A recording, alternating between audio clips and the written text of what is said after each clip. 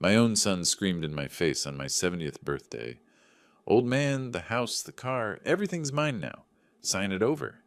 I just smiled and quietly transferred it all to him. For 2 weeks, he lived like a king in his new palace. Then he discovered the one single detail he completely forgot to check, and it destroyed everything he thought was his forever. Before continuing, subscribe to the channel and write in the comments what time it is in your region right now. My name is Rufus Harrison. I'm 70 years old, and I live in Scottsdale, Arizona. Spent 40 years building houses with my own two hands before selling my construction company 4 years back for a nice retirement. I always thought a man's legacy was what he built and who he raised. Turns out I was only half right about that. The house I'm sitting in right now, 4852 East Cactus Road, I built it myself in 1989. Every beam, every nail, every square foot of the 4,200 that make up this place. It's worth $680,000 according to the latest assessment.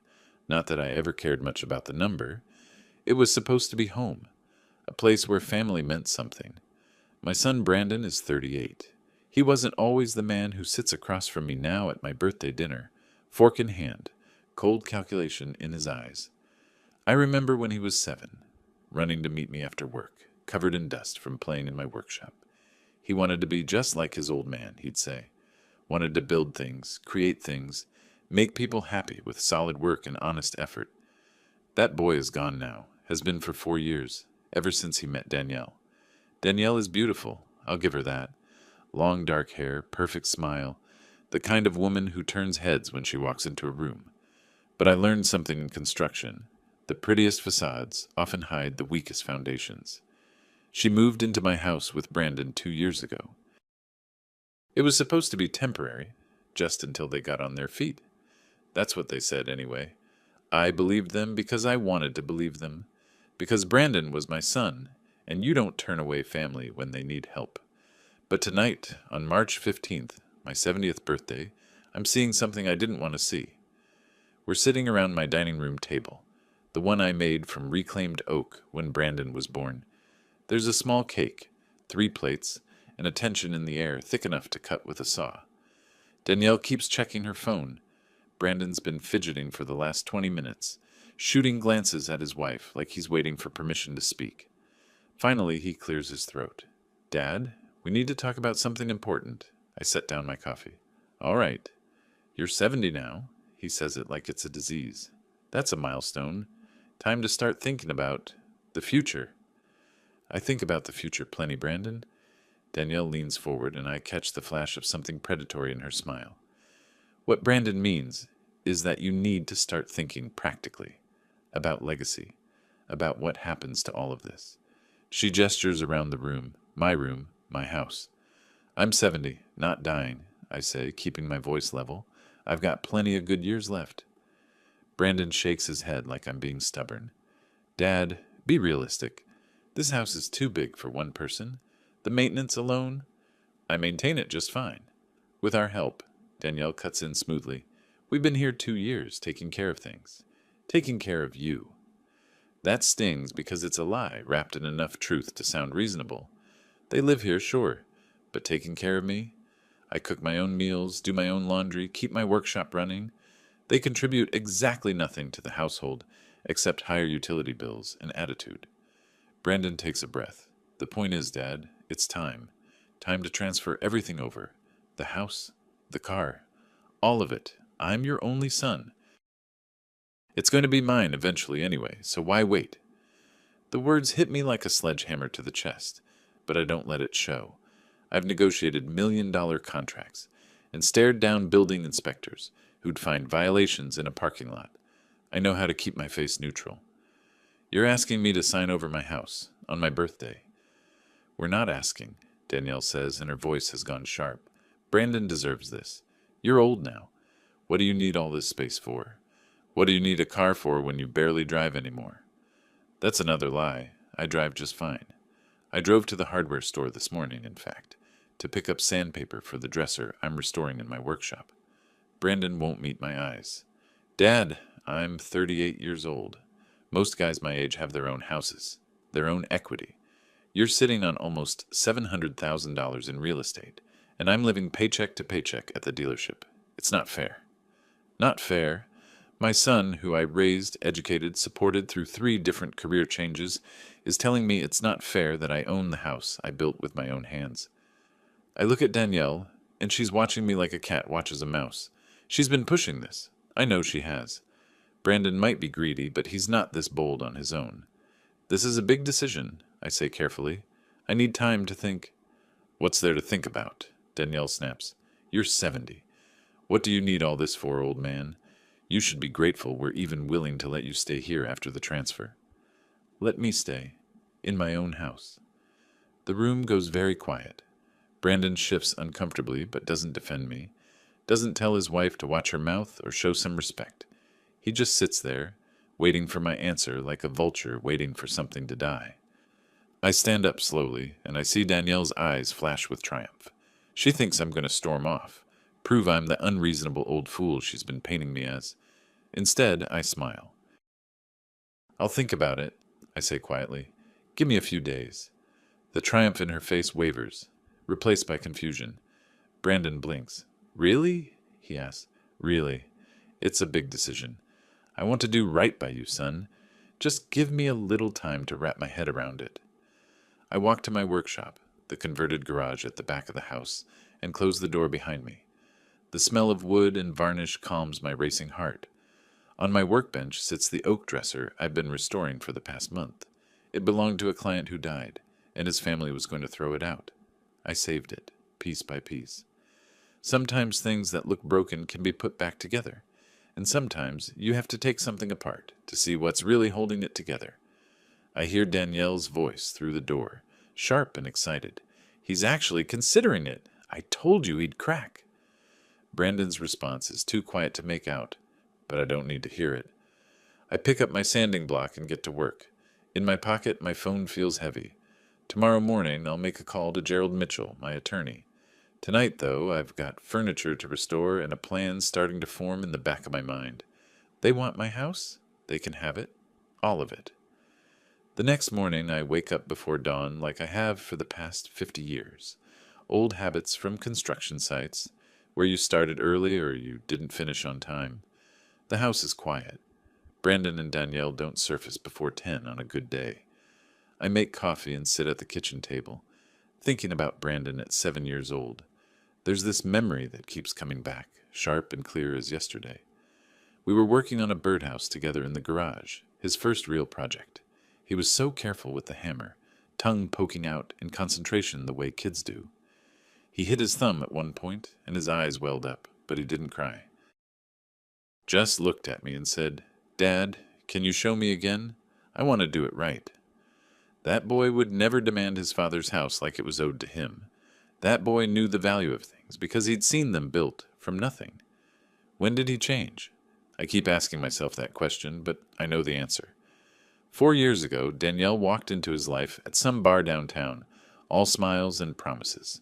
Within 6 months, he'd quit his steady job as a project manager, said it didn't pay enough, wasn't prestigious enough, took the sales position at the luxury car dealership because Danielle said he deserved to work somewhere classy. The money was worse, but the image was better. That's what mattered to her. 2 years ago, they showed up at my door with suitcases and sob stories about rent being too high, about needing just a few months to get back on their feet.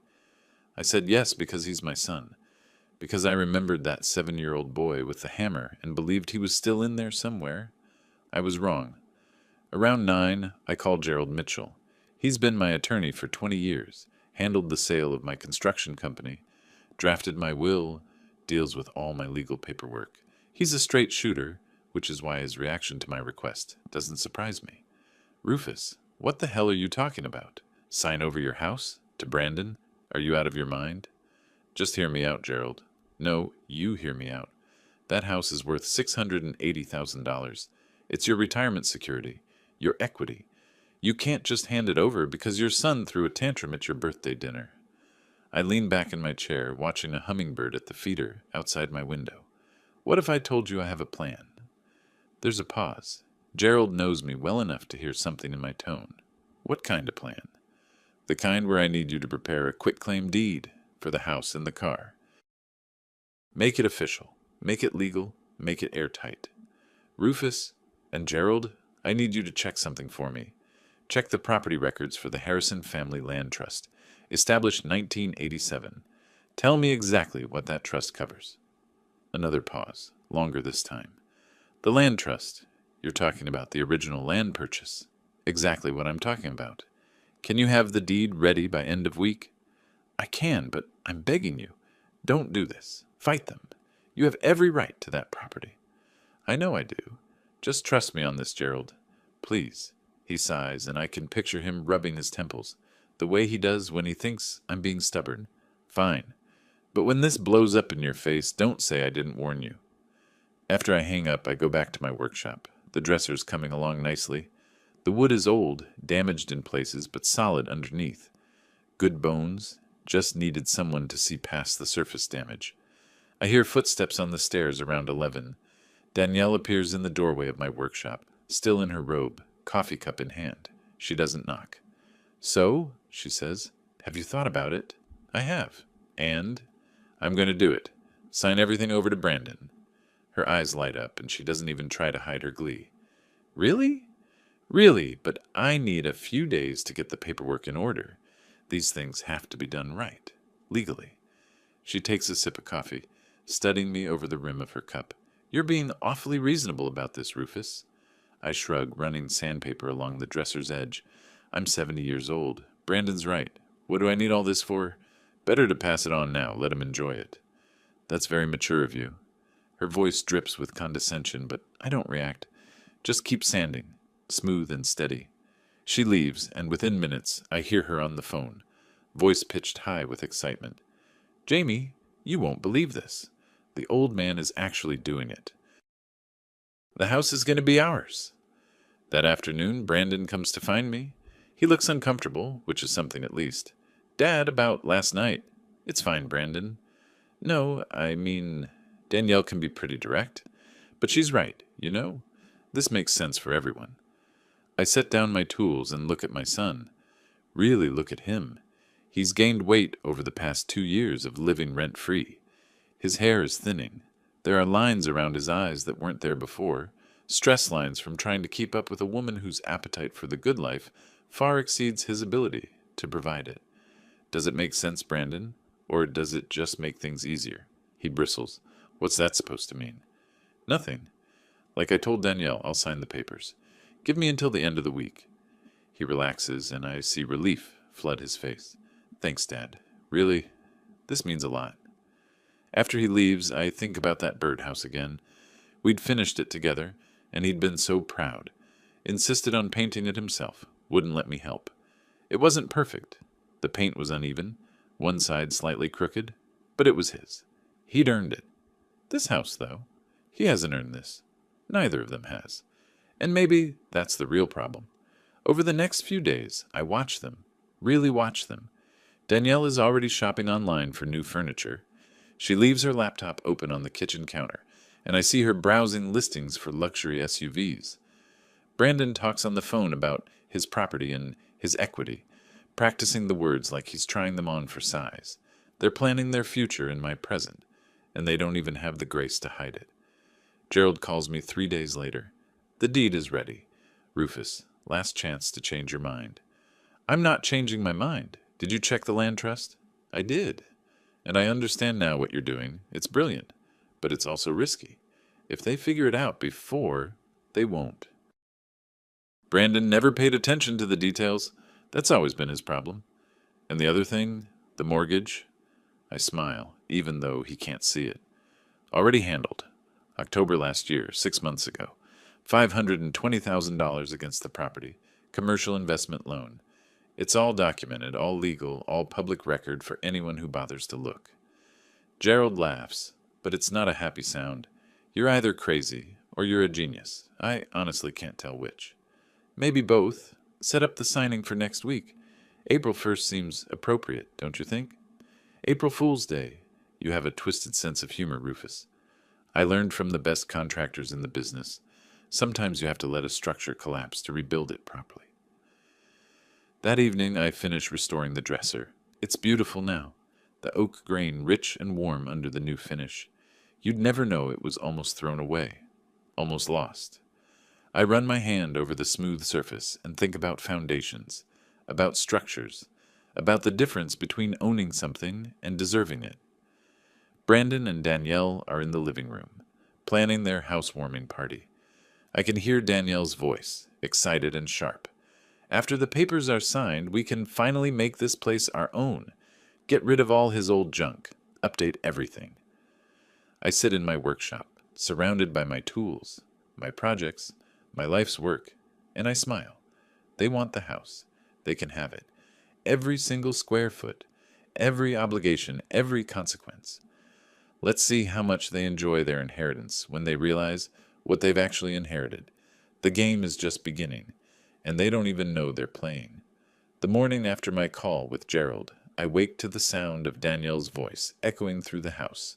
She's on the phone again, and she's not bothering to keep her voice down.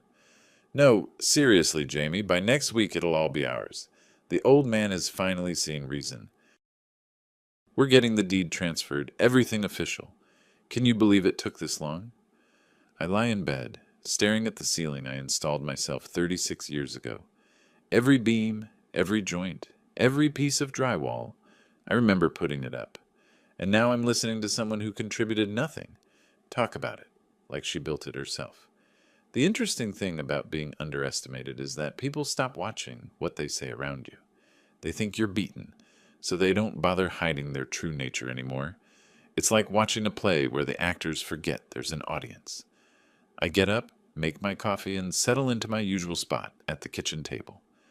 Brandon stumbles in around 10, hair messy, still in his pajamas. He doesn't say good morning, just opens the fridge, pulls out a beer at 10 in the morning, and leans against the counter. So, Dad, when are we signing those papers? Gerald's preparing everything. Should be ready by week's end. Good. He takes a swig of beer. Danielle and I have been looking at some upgrades. This kitchen is pretty dated, you know? The cabinets alone are probably from the 90s. 2003, actually. I built them myself. He shrugs like that doesn't matter. Well, they're old. We're thinking marble countertops, new appliances, maybe knock out that wall to open up the space. I sip my coffee and say nothing. Just watch him gesture at my kitchen, planning its destruction like he's some home renovation expert. He's never built anything in his life. Can't even hang a picture frame straight. Danielle appears, perfectly made up despite it being early morning. She's in workout clothes that cost more than most people's monthly grocery bill, though I've never seen her actually work out. Brandon, did you ask him about moving his workshop stuff out of the garage? Workshop stuff, I say quietly. You mean my tools? Whatever. She waves her hand dismissively. That garage could be a proper game room. Or a home gym, but not with all that sawdust and old furniture everywhere. I built that workshop over 30 years ago. Every tool in there I've earned, maintained, used to create things that last.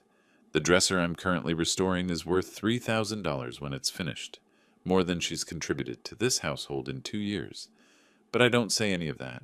I just nod slowly, like I'm considering her suggestion. I'll think about it. She smiles, satisfied, and turns to Brandon. See? He's being reasonable now. Finally. After they leave, off to look at furniture they can't afford, I sit in the quiet house and think about what I've just witnessed. The casual disrespect. The assumption that my life's work is just stuff to be cleared out. The complete lack of gratitude for 2 years of free housing. Something shifts inside me. It's not anger exactly. It's colder than that. Clearer, like a lens coming into focus. I drive to Gerald's office downtown. It's in one of those older buildings with real character, solid construction from when people still built things to last. His secretary, a woman named Martha, who's worked there longer than I've known Gerald, waves me back. Gerald's office is exactly what you'd expect from a lawyer who's been practicing for 30 years. Wood-paneled walls, law books, framed diplomas. He looks up when I enter, and I can see the concern in his eyes. Rufus, sit down. The papers are ready, but I'm asking you one more time. Did you check the land trust? He sighs and slides a folder across his desk. I did. The Harrison Family Land Trust, established in 1987 when you purchased the property. The trust owns the land. The house was built on trust property. And what does the quitclaim deed transfer? The structure only. The improvements to the land, not the land itself. He leans back in his chair.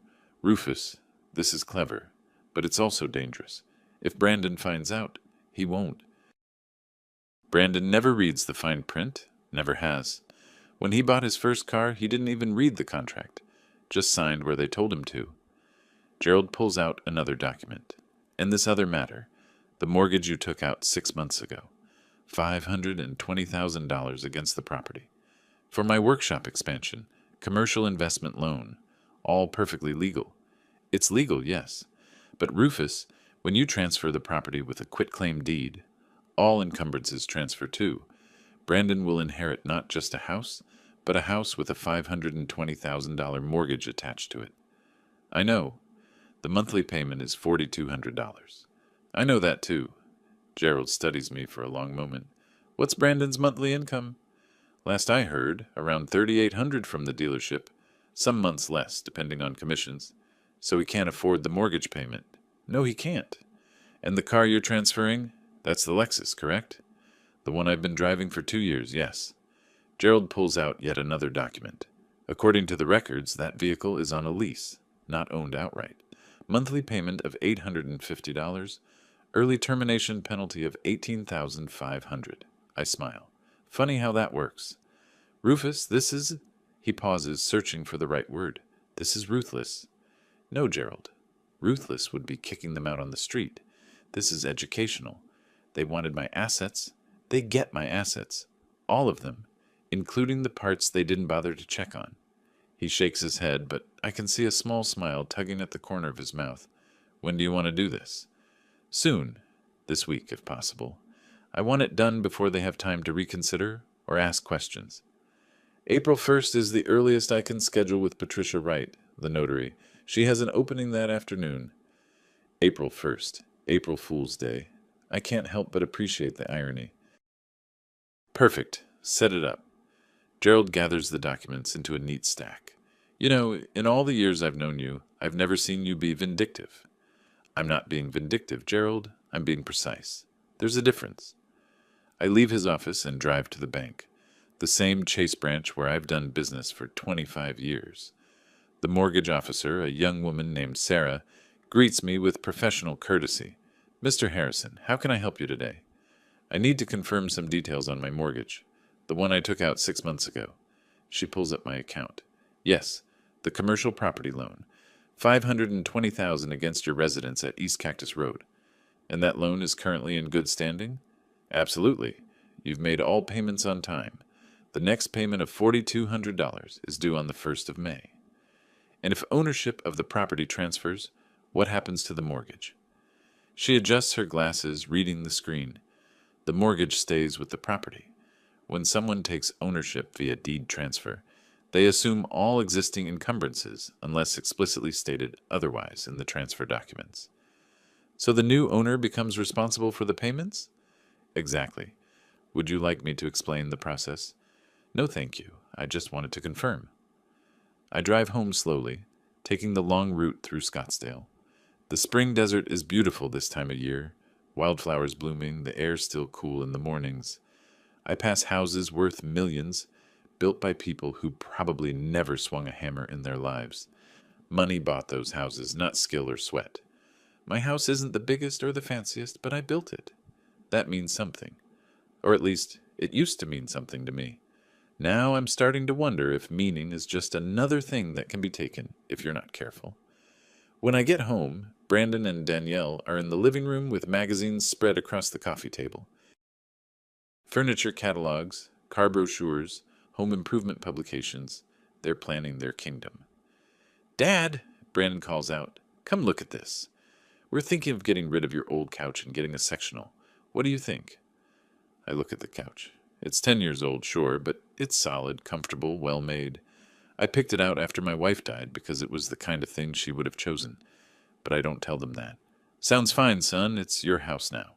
Or will be. Soon enough. Danielle beams. Exactly. Finally, someone who gets it. I go to my workshop and close the door. The dresser is nearly complete now. Just needs a final coat of finish and some new hardware. I run my hand over the smooth wood, feeling the grain beneath my fingers. Sometimes in construction, you have to let a structure settle before you know if it's sound. The same is true for plans. You put the pieces in place, then you wait, and you watch, and you see what holds. I'm watching now, and what I see is two people who've never built anything, never earned anything, planning to tear apart everything I've created. The week passes slowly. Brandon and Danielle grow more excited each day. They measure rooms, take photos, make lists. I hear Danielle on the phone with friends, inviting them to a housewarming party she's planning. It's not really a housewarming since we've been here 2 years. She laughs into the phone. But now it's actually ours, you know? Might as well celebrate properly. I keep working on the dresser, piece by piece, detail by detail. Precision work. The kind of work that requires patience and attention to detail. The kind of work my son never learned to appreciate. And all the while, I wait for April 1st to arrive. The trap is set. The papers are ready. The debt is attached to the property like a barnacle to a ship's hull. They think they're taking my house. What they don't realize is I'm giving them exactly what they asked for. Nothing more, nothing less. Every single piece of it. April 1st arrives with perfect Arizona spring weather. Clear skies, temperature in the mid-70s. The kind of day that makes people forget that summer will turn this place into an oven in a few months. Brandon is up early for once, actually wearing a button-down shirt instead of his usual dealership polo. Danielle has put on what she probably thinks is sophisticated business attire, a dress that costs more than the dress rehearsal deserves. "Today's the day, Dad," Brandon says, practically bouncing on his feet. "You ready?" "Ready as I'll ever be, son." We drive separately to Patricia Wright's office. She's a notary I've used for various business transactions over the years. Professional, thorough, asks the right questions. Her office is in a small building off Scottsdale Road, modest but well-maintained. When we arrive, Patricia is already there with Gerald. She's a woman in her late 40s, gray-streaked hair pulled back in a practical bun, reading glasses on a chain around her neck. "Mr. Harrison," she greets me warmly, "and you must be Brandon. Please, everyone have a seat." Gerald has laid out the documents on Patricia's conference table. The quitclaim deed for the property, the vehicle title transfer. Everything neat, organized, official-looking. Brandon sits forward eagerly. Danielle has her phone out, no doubt ready to document this moment for social media. I can already imagine the post. "Finally got what we deserve. New beginnings." Patricia reviews the documents methodically. This is a quitclaim deed transferring ownership of the property located at 4852 East Cactus Road from Rufus Harrison to Brandon Harrison. The transfer includes all structures and improvements on the property as of this date. Do you understand what you're signing, Mr. Brandon Harrison? Absolutely. I'm getting my dad's house. And the vehicle, a 2023 Lexus ES, currently registered to Rufus Harrison. You're accepting transfer of this vehicle as well? Yes. Patricia looks at me. "Mr. Rufus Harrison, you understand that by signing this quitclaim deed, you're transferring all ownership rights to the property and vehicle to your son, with no warranties or guarantees?" "I understand completely." "And you're doing this voluntarily, without coercion?" "Completely voluntary. My son wants the house. I'm giving him the house." There's something in how I phrase it that makes Gerald look up sharply. But neither Brandon nor Danielle notice. They're too busy exchanging excited glances. Patricia pushes the documents across the table. "Then if you'll both sign here and initial here." The sound of pen on paper is remarkably loud in the quiet office. Brandon signs with flourishes, like he's signing $1 million contract. I sign with my usual signature, simple, efficient, final. Patricia witnesses and notarizes each signature. Gerald adds his as the preparing attorney. It's all very official, very legal, very binding. "Congratulations," Patricia says, sliding the completed documents into folders. "The transfer is now complete and will be recorded with the county recorder's office within 3 business days." Brandon is grinning like he just won the lottery. Danielle is already typing on her phone, probably announcing the news to her friends. I reach into my pocket and pull out the house keys. The originals, the ones I've carried for 36 years. I hold them out to Brandon. The house, the car, everything's yours now, old man. There's a slight edge to my voice, a hint of sarcasm, but Brandon doesn't catch it. He's too happy, too triumphant. He takes the keys and stands, shaking my hand with exaggerated formality. Thanks, Dad, really. This means a lot. Oh, I'm sure it does. We leave the office, and I watch as Brandon and Danielle practically skip to their car. Well, his car now. The Lexus he doesn't realize is leased, with payments he can't afford. Gerald walks me to my truck, an old Ford I bought 15 years ago, the one I kept separate from the property transfer because it's registered under my business name. You didn't tell him, Gerald says quietly. Tell him what? Everything he needs to know is in the public record. I'm not his lawyer. You are. Well, were. Rufus, he got exactly what he asked for, Gerald. The house, the car, all of it. I'm a man of my word. Gerald shakes his head but doesn't argue. When do you think it'll hit him? The bank sends payment reminders 2 weeks before they're due. He should get his notice in about 3 weeks. And when he does, then we'll see what my son is really made of. I drive home. No, drive to what used to be my home, taking the scenic route again. I'm in no hurry to get back to a place where I'm now a guest in my own house. When I arrive, Brandon's car, my old Lexus, is parked in the center of the driveway, taking up the prime spot. My truck gets relegated to the side, near the street. Small gesture, but telling. Inside, Danielle is already on the phone again. Yes, we'll have it here.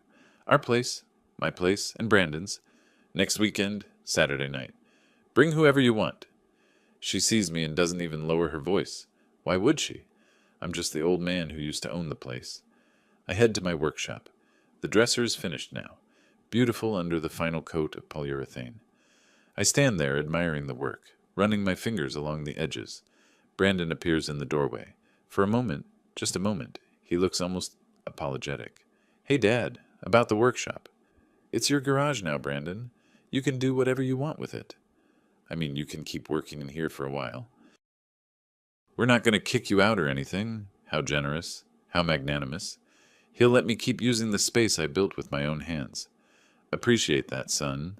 He shifts uncomfortably. Danielle wants to have some people over next weekend. Kind of a housewarming thing. You don't have to come if you don't want to. Oh, I wouldn't miss it for the world. He looks confused by my response, but shrugs it off. Okay, cool. Well, I'll let you get back to whatever this is. He leaves, and I'm alone with my thoughts and my tools, and the dresser that proved something can be restored if you have the patience and skill. Over the next few days, I watch the transformation happen. Brandon and Danielle take over the house completely. His photos go up on the walls where my family pictures used to hang. Her throw pillows appear on the furniture. They rearrange the living room to their liking. And through it all, I say nothing. Just observe, take note, and wait. The housewarming party is scheduled for 10 days after the signing. Danielle sends out invitations, actual printed invitations, to about 30 people. The theme, apparently, is new beginnings. I find one of the invitations left on the kitchen counter. It reads, Join us as we celebrate our new home. Brandon and Danielle Harrison request the pleasure of your company. Our new home. Not the home we're grateful to have inherited, or the home Brandon's father built. Just our new home, like it materialized out of thin air specifically for them. I'm sitting in my workshop, their garage, working on a new project when I hear it. Danielle talking to someone on the phone, voice echoing through the open window. Of course I'm excited. We finally got rid of all his old junk. Well, most of it. He's still got that workshop in the garage, but Brandon says we'll deal with that eventually. Maybe convert it to a home gym or something actually useful. Something actually useful. 40 years of tools, projects, craftsmanship. Not useful. That's when I understand something crucial. This isn't about the house or the money or the possessions. This is about respect, or rather, the complete lack of it. They don't just want what I've built. They want to erase that I built it at all. I think about the mortgage payment that's coming due, about the car lease they don't know about the land trust that makes the entire property transfer essentially meaningless. Because without land rights, you can't sell, can't leverage, Can't do anything except own a structure sitting on someone else's property. And I smile. Because the beautiful thing about constructions is that you learn to think in layers. Foundation, framing, systems, finish work. Each layer supports the next, and if one layer is compromised, the whole structure becomes unstable. I've spent my whole life building things properly, from the ground up, with solid foundations. Brandon and Danielle are about to learn what happens when you try to build a castle on someone else's land, using someone else's money, with someone else's debt around your neck. The housewarming party is in 3 days. The mortgage payment reminder will arrive in approximately 2 weeks. All I have to do is wait and watch the structure collapse, and that's when I understood exactly how to repay them, not with anger or violence, but with the simple, devastating truth of consequences they never bothered to calculate. The transformation happens faster than I expected. Within a day of signing the papers, Brandon starts acting like he built the place himself.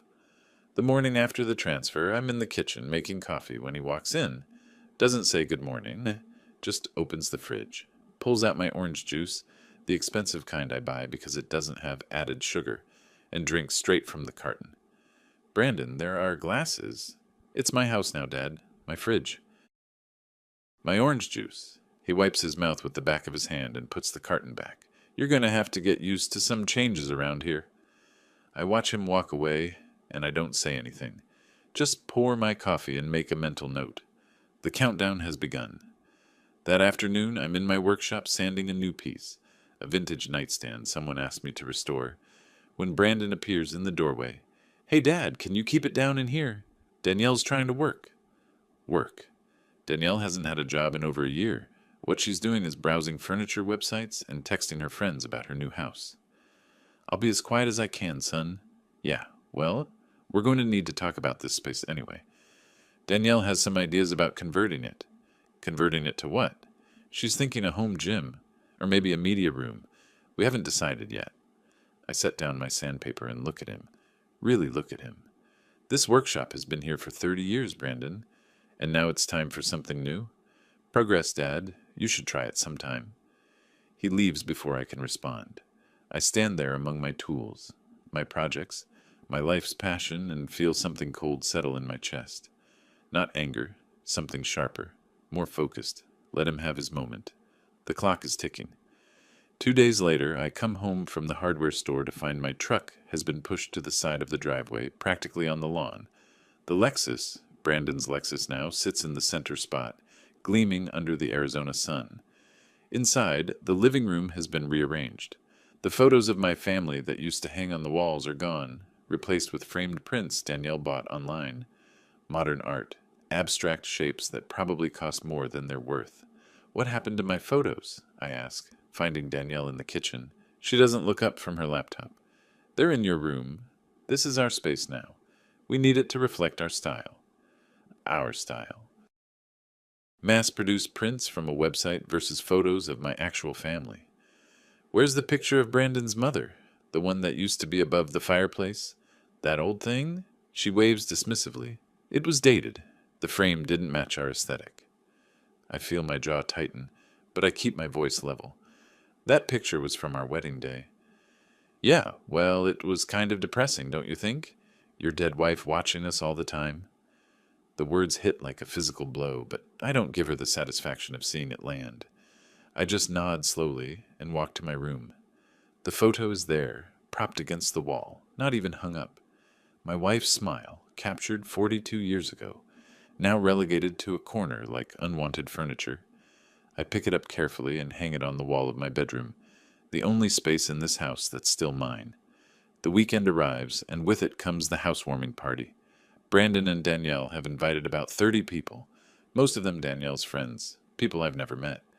They start arriving in the early evening, dressed in cocktail attire, carrying bottles of wine. I know they expect Brandon to provide glasses for. I stay in my workshop mostly, but I can hear the music, the laughter, the sound of people enjoying themselves in what used to be my home. Around 8, curiosity gets the better of me. I walk into the house through the kitchen entrance. The place is packed. People everywhere, drinking, talking, admiring the house like it's a museum exhibit. Danielle sees me and her smile becomes tight. Rufus, you're still here. I live here, I remind her quietly. Right. Well, try not to. You know, we have guests. Try not to what? Exist? I move through the crowd, invisible to most of them. They're too busy complimenting the beautiful home to notice the man who actually built it. I find Brandon in the living room, surrounded by friends, holding court like some kind of real estate mogul. He's telling a story, gesturing widely with his drink, and I told him, Dad, it's time. You're 70. You don't need all this space. He tried to argue, but I held firm. Finally got him to see reason. One of his friends, a guy about Brandon's age in an expensive suit, laughs. Must be nice, man. Inheriting a place like this? Inheriting? Brandon shakes his head. Nah, I earned this. 2 years taking care of him, dealing with his old man's stubbornness. This was owed to me. Owed to him. I watch my son spin the story, turning himself into the hero and me into the obstacle he overcame. The crowd eats it up, nodding along, raising their glasses in congratulation. A woman I don't recognize asks, So where's your dad staying now? Brandon gestures vaguely. Oh, he's still here. We're letting him stay in one of the spare rooms. We're good like that. Letting me stay in my own house. In the spare room, when I've been sleeping in the master bedroom for 36 years until they asked me to move out last week to make room for their proper master suite. One of the guests spots me standing in the doorway. Is that him? Brandon turns, sees me, and his expression shifts. For just a second, he looks almost embarrassed. Then he recovers, putting on a big smile. Dad, come meet everyone. These are our friends. He emphasizes the our slightly. Everyone, this is my father, Rufus. We're kind enough to let him stay with us. Kind enough. The laughter that follows is polite but awkward. Some of the guests shift uncomfortably, probably wondering why the old man is being treated like a charity case in what they assume is his son's house. I smile, nod, and retreat back to my workshop. Behind me, I hear Danielle's voice, too loud and cheerful. He's fine. Honestly, he's happier in his little workshop anyway. Gives him something to do. My little workshop, the space where I've built furniture that's outlasted most marriages. Where I've taught myself skills that most people can't even appreciate anymore. Little. I sit at my workbench and check my phone. There's a text message from the bank, sent earlier today. Reminder, your mortgage payment of $4,200 is due in 2 weeks, on the 1st of next month. Please ensure sufficient funds are available. But it's not my mortgage anymore, is it? The property transferred. The mortgage went with it. By now, the bank's system should have updated the ownership records, which means Brandon should be getting this notice soon. Very soon. I smile in the quiet of my workshop while the party rages on in my house. Let them celebrate. Let Brandon play king of the castle. Let Danielle redesign everything to her taste. The bill is coming due. 3 days after the party, I'm working on the nightstand when my phone buzzes. It's a text from the bank, my personal notification since I set up the mortgage originally, but there's a second notification, an automated system update. Property ownership change confirmed. New owner will receive payment notifications directly. I set down my tools and wait. It doesn't take long. 2 days later, I see the mail carrier drop off a large envelope. Official looking. Bank logo visible through the window. It's addressed to Brandon Harrison at this address. I'm in my workshop when I hear Brandon come home from work. I hear the front door open, the rustle of mail being picked up. Then silence. Long silence. Through the window, I watch his face as he tears open the envelope. I can't see exactly what he's reading, but I don't need to. I know every word of that letter. I wrote the original mortgage application after all. The countdown has reached 0, and Brandon has no idea that the bomb he's holding has already started ticking.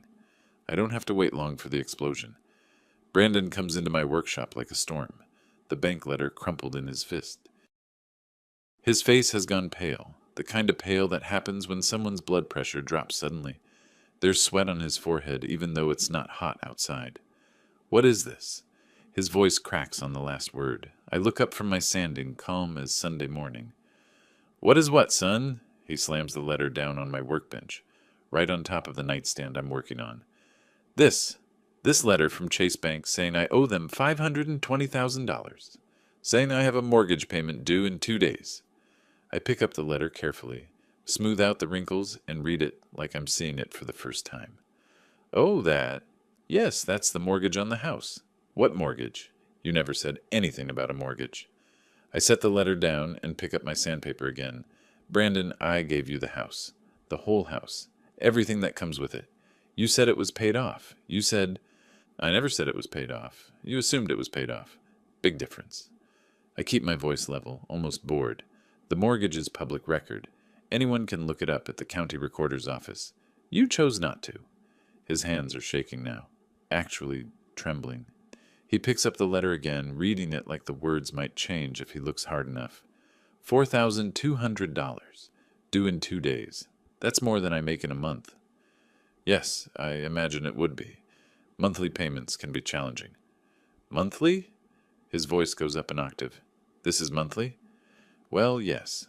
That's how mortgages work, Brandon. Monthly payments until the loan is satisfied. In this case, you've got about 27 years left on the term. The color that drained from his face earlier comes rushing back. But now it's red. Anger red. You did this on purpose.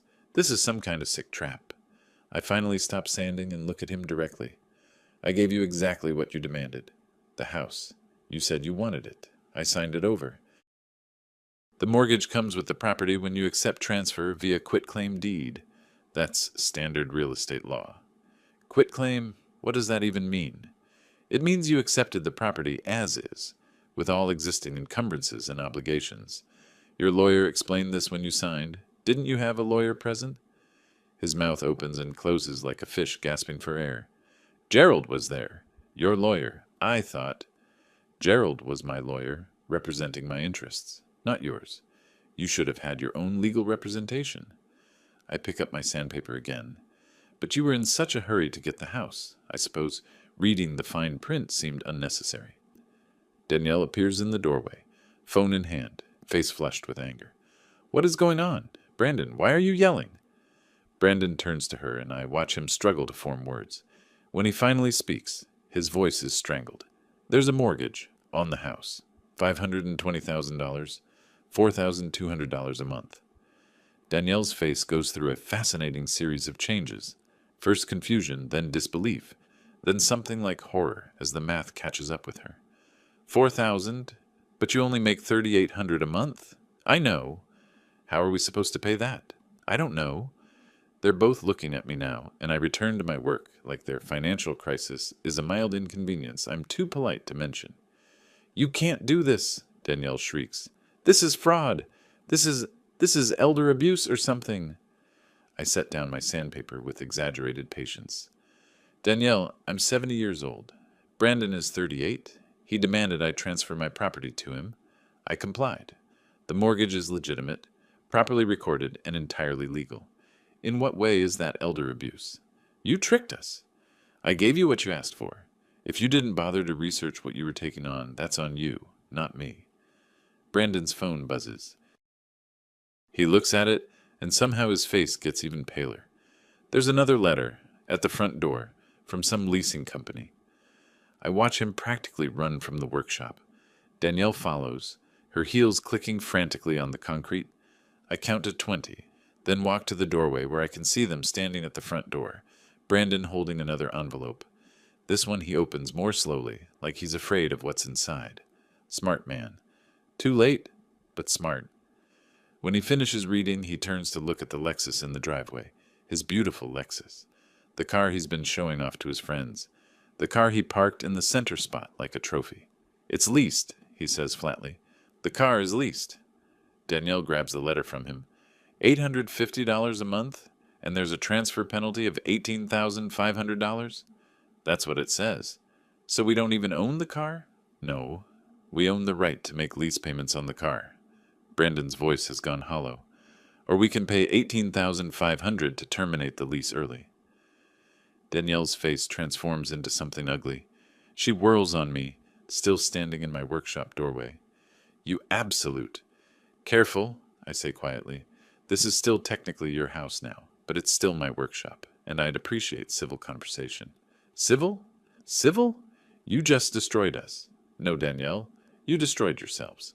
I merely handed you the rope. You're the ones who tied it around your necks. Brandon slumps against the wall, both letters clutched in his hands. He looks like he might be sick. 4,000. 200 plus 850. That's $5,050 a month. I don't make that much. I can't. He stops, breathing hard. We can't afford this. We can't even come close. No, I agree. You can't. So what are we supposed to do? I shrug and turn back to my workbench. That's your problem now, son. You wanted to be the man of the house. Time to figure out how to pay for it. But the first payment is due in 2 days. I'd suggest you start figuring out a plan. Banks don't like late payments. Neither do leasing companies. I hear Danielle's sharp intake of breath, the kind that comes right before crying or screaming, the sound of Brandon sliding down the wall to sit on the floor, the rustle of papers as he reads the letters again, like maybe he missed some loophole, some escape clause. There isn't one. I made sure of that. From my workshop, I pick up my phone and send a text to Gerald. They received the notices. His reply comes back immediately. How'd they take it? About as well as you'd expect. The show has begun. I set my phone down and return to my sanding. Outside, I can hear Danielle's voice rising, sharp and accusatory. Brandon's quieter, defeated, trying to calm her down. Their panic is almost musical, a symphony of consequences playing out exactly as I knew it would. And in my workshop, surrounded by tools I've used for decades, and projects that will outlast both of them, I smile. The house isn't the only thing that needs a solid foundation. People do too. And Brandon's about to learn what happens when you build your castle on someone else's land, using someone else's money, without bothering to read the blueprints. The real lesson hasn't even started yet, but it's coming, just as surely as that mortgage payment is due in 48 hours, and I'll be right here, in my workshop, waiting to see what he does next. The next morning, Brandon is gone before I wake up. Danielle, too. I find a note on the kitchen counter in Brandon's handwriting. Going to see a lawyer. Don't touch anything. Don't touch anything. In my own house. The irony would be funny if it weren't so predictable. I make my coffee and settle into my workshop. The nightstand is nearly complete, just needs hardware installed. I'm selecting drawer pulls when my phone rings. It's Gerald. Rufus, I just got a very interesting call from Thomas Bradley. Know who that is? Should I? He's a real estate attorney. Brandon hired him. Apparently your son wants to explore his legal options. I smile into my coffee. Did Mr. Bradley have any insights? He asked me if the quitclaim deed was legitimate. I confirmed it was. Then he asked about the mortgage. I told him it's properly recorded and legally binding. He got very quiet after that. I imagine he did. Rufus, Brandon's going to figure out he can't just walk away from this. That's the point, Gerald. That's exactly the point. Around noon, I hear voices in the driveway. Through the window, I see Brandon and Danielle with a man in his 50s, well-dressed, carrying a briefcase. They're standing next to a sedan with a real estate company logo on the door. A realtor. They're trying to sell the house. I watch them walk the property. The realtor taking notes, nodding, pointing at features. Brandon is animated, gesturing, probably spinning some story about his inheritance. Danielle keeps her distance, arms crossed, clearly still furious. They don't come into the workshop, don't even acknowledge I exist. Which is fine. I can hear everything through the open window anyway. 4 bedrooms, 3 baths, completely renovated kitchen, Brandon is saying. Built in 1989, so it's got that solid construction you don't see anymore. The realtor, a woman with sharp eyes and professional demeanor, is making notes on her tablet. And you said you've owned it for how long? Just transferred into my name recently. Family property. My father built it. I see. And is your father amenable to the sale? Brandon hesitates. It's not his decision anymore. The property is mine. The realtor nods, but doesn't look convinced. I'll need to pull the title records before we list. Standard procedure. Make sure everything's clear. Of course, of course. How soon can we get this on the market?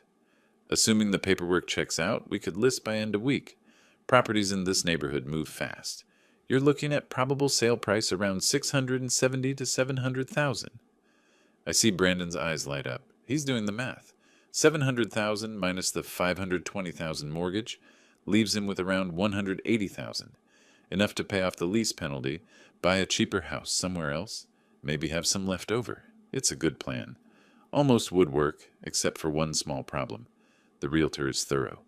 2 days later, Brandon storms into my workshop, phone in hand, face red with anger. What is the Harrison Family Land Trust? I look up from installing the drawer pulls on the nightstand. It's a land trust, established when I bought this property back in the 80s. Pretty standard estate planning tool. The realtor says we can't sell the house because we don't own the land it's sitting on. That's correct. What do you mean that's correct? How can you not own the land under your own house? I set down my screwdriver and turned to face him fully. Brandon, when I bought this property in 1987, I set up a family land trust to hold the land itself. Then I built the house on that land. The trust owns the ground. The structure, what you now own, sits on trust property. But that doesn't make sense. You can't separate them. You absolutely can. In fact, it's done all the time. Land trusts, ground leases, mineral rights, separations. There are lots of ways to split property ownership. Danielle appears behind him. So what does this mean?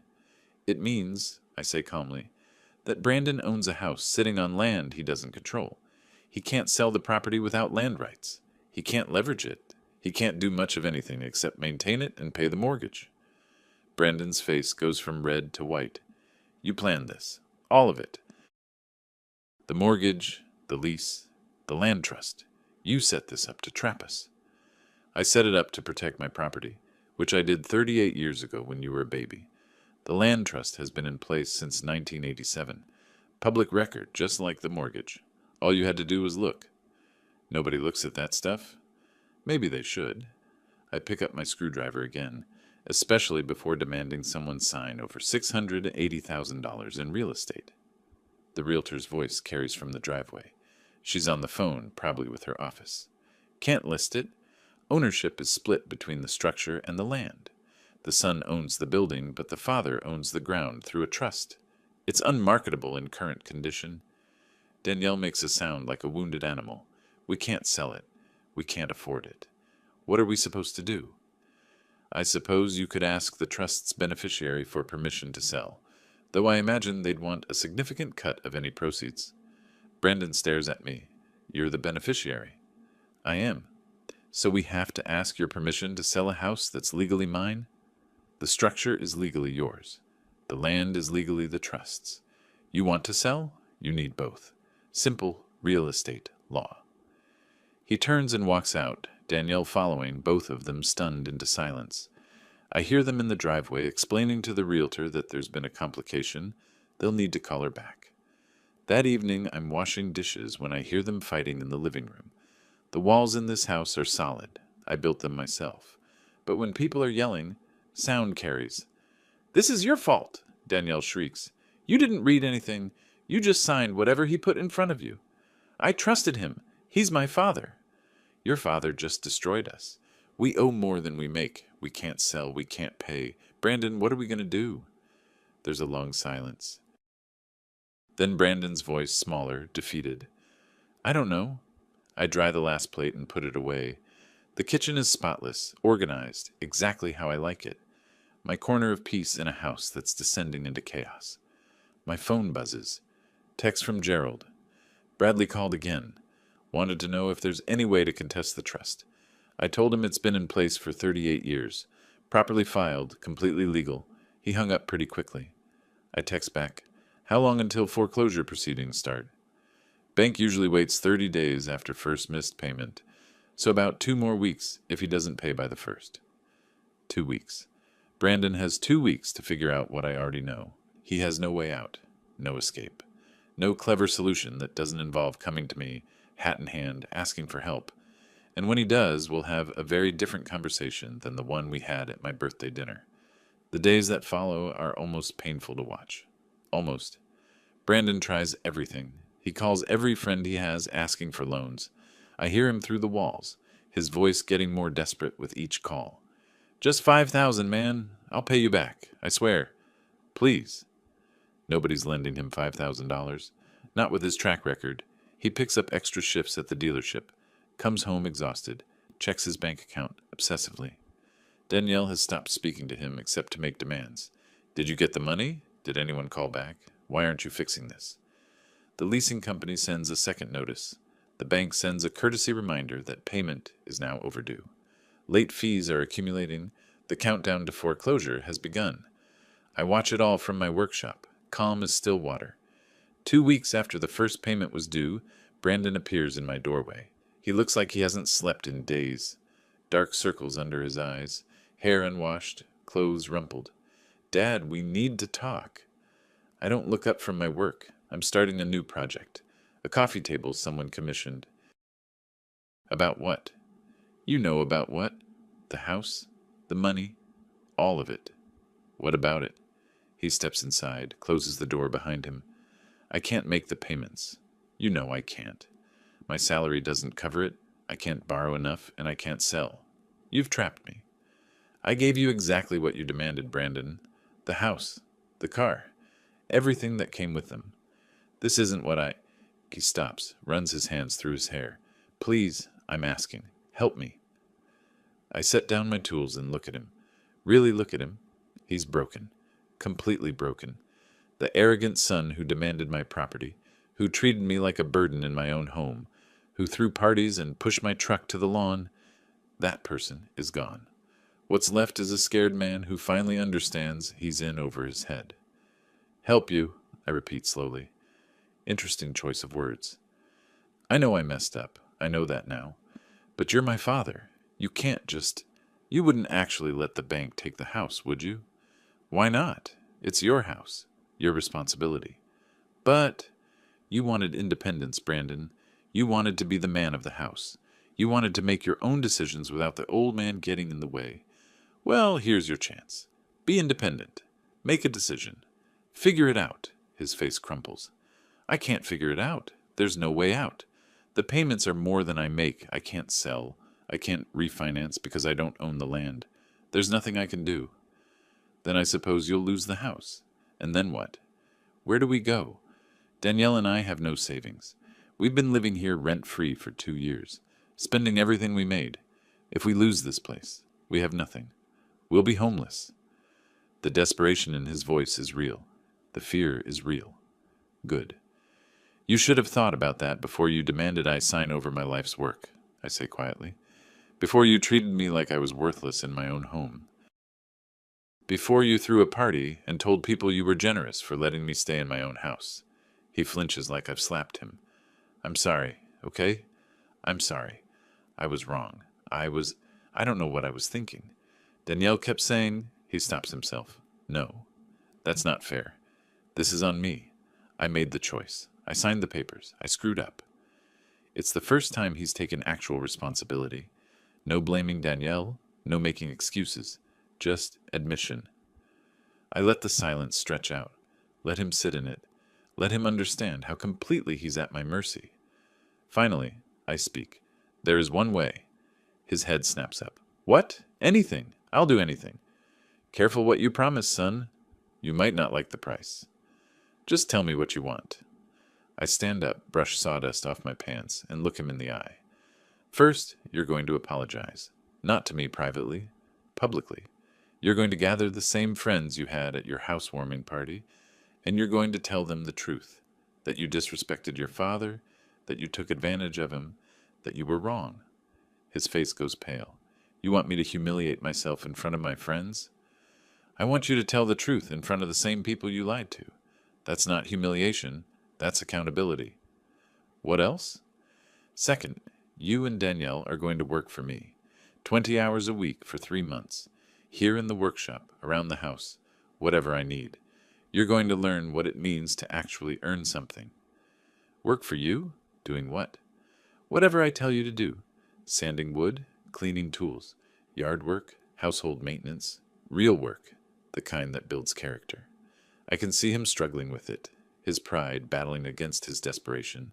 And in exchange, he asks, in exchange, I'll buy the mortgage back from the bank, put it in my name again. I'll handle the car lease situation. And I'll transfer the house back to myself. Back to yourself, so I get nothing? You get to not be homeless, Brandon. You get to keep living here, rent-free, while you figure out your life. You get the chance to rebuild a relationship with your father. And maybe, if you actually learn something from this someday, when you've proven you can appreciate it, I might consider leaving you something in my will, but that's a long way off. Danielle's voice echoes from the house. Brandon, did you talk to him? What did he say? Brandon looks toward the door, then back at me. I can see the calculation in his eyes. The humiliation of public apology versus foreclosure and bankruptcy.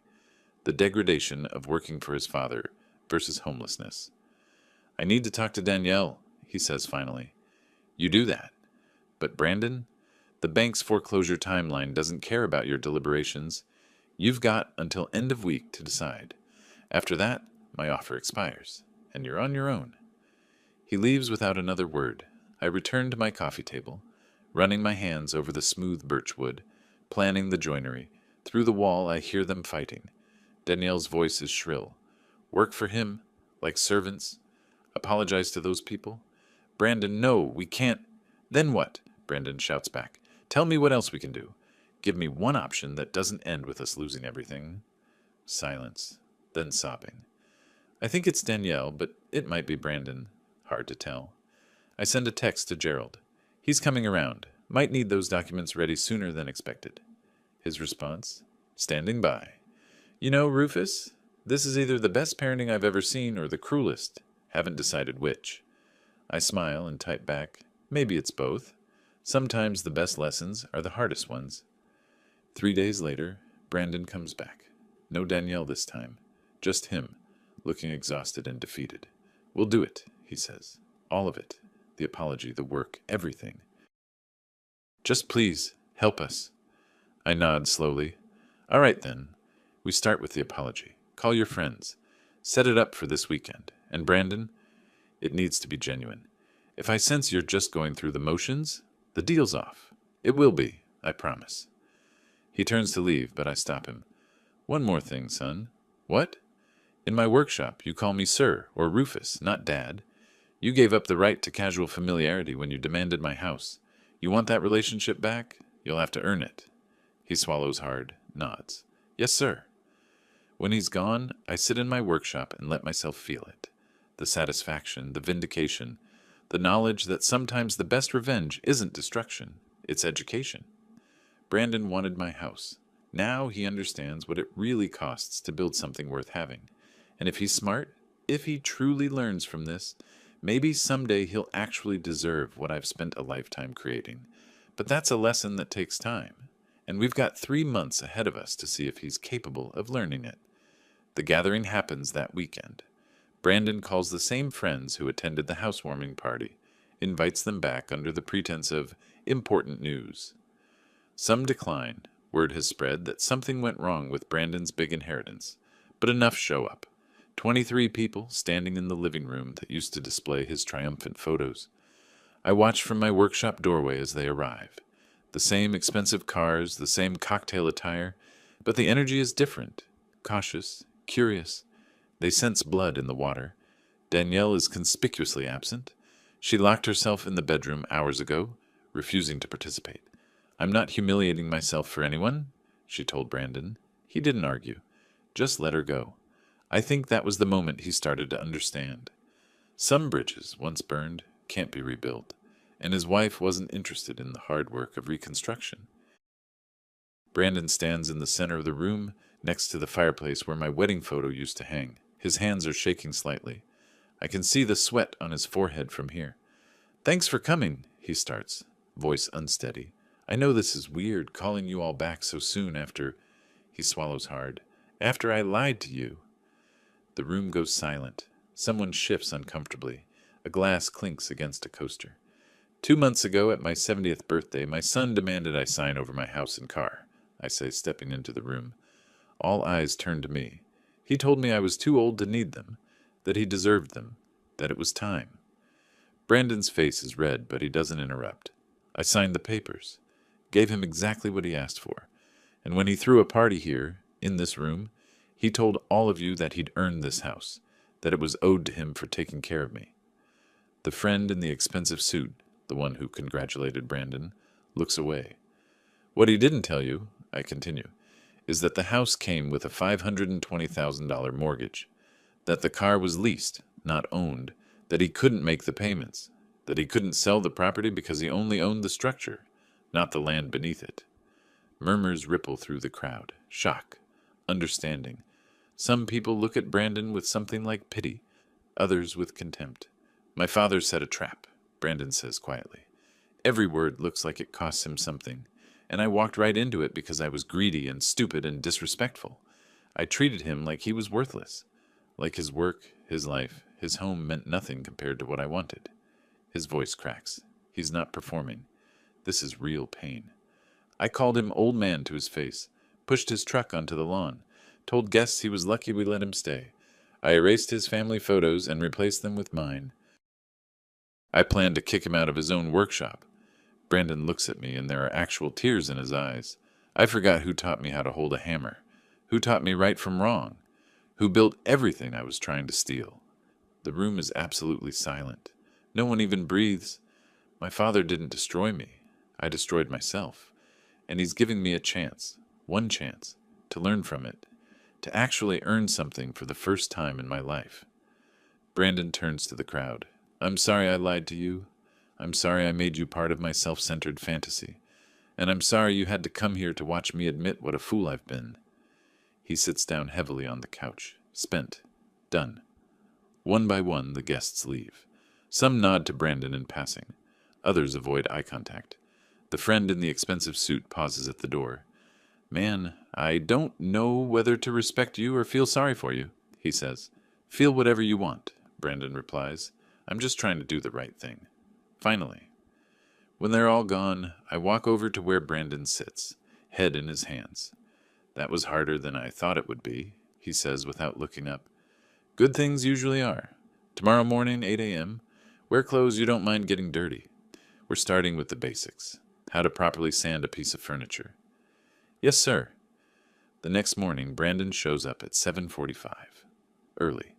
Wearing old jeans and a t-shirt I haven't seen in years. One I gave him for his 21st birthday. I hand him a piece of medium grit sandpaper and point to the coffee table I've been working on. Start with the legs. Always sand with the grain, never against it. Consistent pressure, smooth strokes. He takes the sandpaper and gets to work. Danielle appears in the doorway an hour later, arms crossed, face tight with anger. This is ridiculous. Brandon, we don't have to do this. We can just... Just what? Brandon doesn't stop sanding. Declare bankruptcy? Live on the street? Danielle, there is no other option. Either we do this or we lose everything. I didn't sign up for manual labor. You signed up for a free ride on my father's hard work. Well, the ride's over. Time to actually contribute something. She storms off. I hide my smile behind my coffee cup. The days blur into weeks. Brandon shows up every morning and evening, putting in his 20 hours a week. At first, he's clumsy, impatient, sands too hard and scratches the wood, holds tools wrong, measures twice and cuts 3 times because he doesn't trust his measurements. But slowly, very slowly, he improves. Danielle participates reluctantly. She cleans, organizes, helps with household tasks. But her resentment radiates like heat from asphalt. She and Brandon barely speak, except to argue. One evening, about 6 weeks in, I'm teaching Brandon how to apply finish when he stops mid-stroke. Why didn't you just kick us out? He asks. You could have. Legally, morally, you had every right. I consider the question. Because you're my son. And sometimes the best gift you can give someone is the consequences of their choices. You wanted to be an adult? Adults deal with mortgages, responsibilities, accountability. So this was never about revenge. No, Brandon, it was about teaching. Revenge would have been easy. This? I gesture to the workshop, to him with finish on his hands, learning something real for the first time in years. This is much harder. The 3 months pass. Some days are harder than others. Danielle leaves twice, packs her bags and drives away, only to return hours later with nowhere else to go. Each time she comes back, she's a little smaller, a little less certain. Brandon, on the other hand, grows, not just in skill, though he can now sand, finish and assemble basic furniture, but in presence. He stands straighter, meets my eyes when he talks, takes ownership of his mistakes. The coffee table we worked on together sells for $1,200. When the buyer picks it up, Brandon stares at the check like it's written in a foreign language. We made that, he says almost reverently, with our hands. Someone paid $1,200 for something we built. Welcome to the satisfaction of actual work, I tell him. Through Gerald, I handle the legal matters. The mortgage transfers back to my name. I pay off the bank, restructure the loan under better terms. The car lease gets resolved. I buy out the contract, then sell the Lexus, and put the money toward a used but reliable Toyota for Brandon. The house deed transfers back through a properly executed agreement. By the time summer heat hits full force, the transformation is complete. Not just legally, but personally. On the last day of their required work, a Saturday in late August, I call them both into the living room. The house is back to how it should be. My photos on the walls, my furniture in its proper places, my truck in the center of the driveway. Brandon and Danielle sit on the couch, waiting. Danielle looks exhausted, defeated. Brandon looks different, older somehow, more solid. You've completed your obligation, I say, standing before them. The house is mine again. The debts are resolved. As of today, you're free to go. Danielle's head snaps up. Go? Go where? Anywhere you want. You've fulfilled the terms. The agreement is satisfied. Brandon looks at Danielle, then at me. What if we want to stay? Stay? Not as owners, not demanding anything, just living here, paying rent, contributing to household expenses, being part of a family. He pauses. If you'll have us. I study him carefully, looking for the manipulation, the angle, the hidden agenda. But all I see is a man who's been broken down and rebuilt, asking for a second chance. Rent would be $800 a month. You handle your own expenses. You keep your room clean and contribute to household maintenance. And you respect that this is my home, not yours. Yes, sir, all of it. I turn to Danielle. She's not looking at me. She's looking at her hands, folded in her lap, defeated. And you, Danielle? I don't have anywhere else to go, she says quietly. It's not acceptance, it's surrender. But maybe that's a start. Then you can stay. Same terms. That evening I prepare a small dinner. Nothing fancy, just pasta, salad, bread. We eat in the dining room, the three of us, in silence at first. Then Brandon speaks. Dad, he catches himself. Sir, thank you for not giving up on me, for teaching me what I should have learned a long time ago. What did you learn, Brandon? He thinks for a moment. That everything worth having costs something. Time, effort, respect, humility. You can't just demand things and expect them to appear. You have to earn them, build them, prove you're worthy of them. I nod slowly. And that the person who built something has more right to it than the person who just wants it. That respect isn't automatic just because you share blood. It has to be maintained, nurtured, protected. One more thing, I add. What else? Brandon looks at Danielle, then back at me. That sometimes the hardest lessons are the most important ones, and that a good father doesn't just give his son everything he wants. He teaches him how to earn what he needs. I feel something loosen in my chest, something that's been tight since that birthday dinner months ago. You learned well, son, better than I expected. After dinner, I go to my workshop. The oak dresser I started all those months ago sits completed in the corner, gleaming under the workshop lights. Every drawer slides smoothly. Every joint is tight. Every surface is perfectly smooth. It took patience. It took skill.